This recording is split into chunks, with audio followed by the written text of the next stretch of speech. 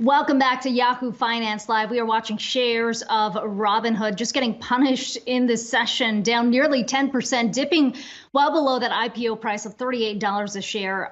This coming on the back of the trading platform's quarterly results. They missed on the top and bottom lines, largely dragged down by a slowdown in crypto trading. We saw total revenue coming in at $365 million, but out of the transaction-based revenue, less than a fifth of that came from crypto trading. Let's bring in Devin Ryan, JMP Securities Senior Research Analyst. Devin, it's good to talk to you today. You know, in many ways, Vlad Tenev had kind of messaged this even before they went public to say that peak that we saw in January from GameStop, and then, of course, in the second quarter, the company would struggle to keep at those levels moving forward.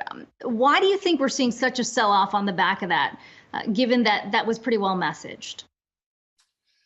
Yeah, you're right. It was well messaged. I think Robinhood's a name where there's always excitement around it, right, in all directions. And so you're seeing that again today. But the reality is, third quarter shouldn't be surprising to people. A seasonally slow quarter, typically.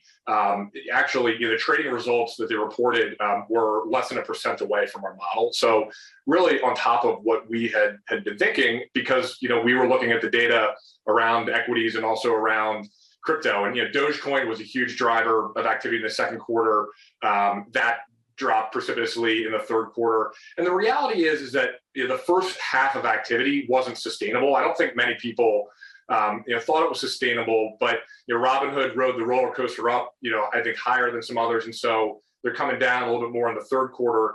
The bigger question, and I think we're talking to investors and our clients about, is what's the outlook going forward? Everyone's trying to understand, what does normalization in trading look like? Where are people going to engage, whether it's in equities or crypto? And what does that imply for both activity, new user account growth?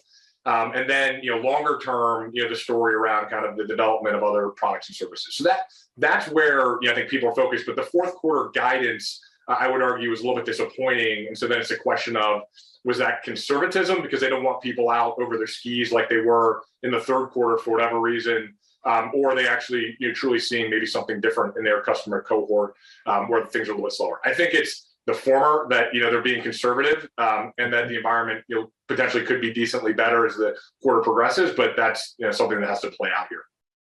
Yeah, out over their skis is a fair way to categorize it, I think, here, because the miss was rather large, 364.9 versus 423 million. I mean, it's a big gap there in terms of where the street was. But when you look at, I guess, overall funded accounts too, when we're talking some of that Doge boost there, actually down from the prior quarter to 22.4 million. I mean, when you think about maybe catalysts out there, right, and we've been hearing maybe a few in terms of drawing back the retail crowd, which Robinhood is much more dependent on. I mean, you got Shiba Inu coin out there, potentially, and you got their wallets coming, which I think is actually a service that could boost some maybe crypto native users. So, I mean, how important is that to look ahead to those Q4 numbers?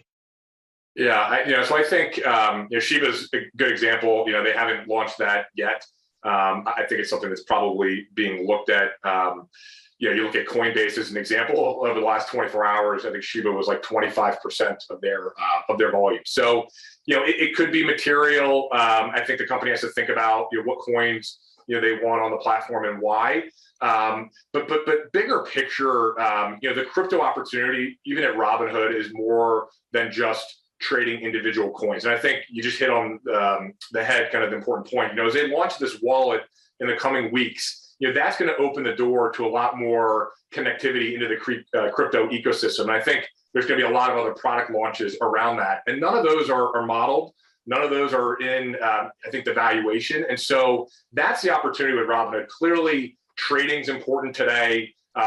It's going to ebb and flow. It was quieter in the third quarter. But the bigger picture here is, what type of connectivity do they get launching new products? 25% of their clients are now using their cash management product.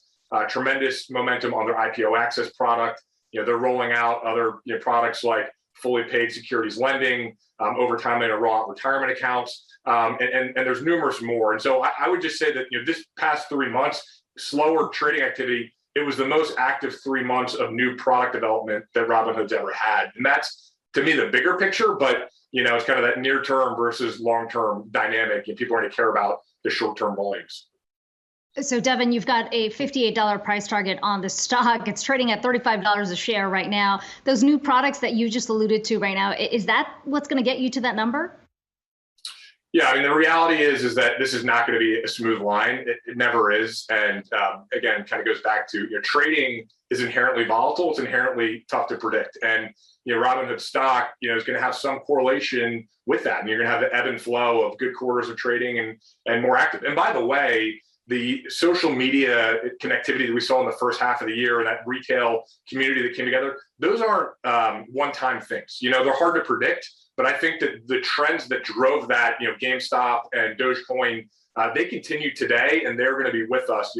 Social media and financial services are interconnecting in a way that we haven't seen before. And so tough to predict, but that's part of it. That there's going to be more activity. There's going to be more users over time because the baseline is moving higher. But then, yes, I do think that they will be able to add more products and services. They have 22.5 million customers today, which is many more than the majority of their peers. They have a huge balance sheet, which is underappreciated. So a lot of cash to either invest in new growth or actually do even sizable M&A that no one's modeling. And so, I like to think about these disruptive platforms as, people are looking at what they know, and that's how they're valuing them and how they're modeling them. And the reality is there's going to be a lot that's launched here over the next 6 months to a year that we're probably not even thinking about today, or is not in our model. And so that's optionality here, probably even above and beyond the way we're thinking about it. So it's not going to be a smooth line, but we feel good about the longer term trajectory of what they're building.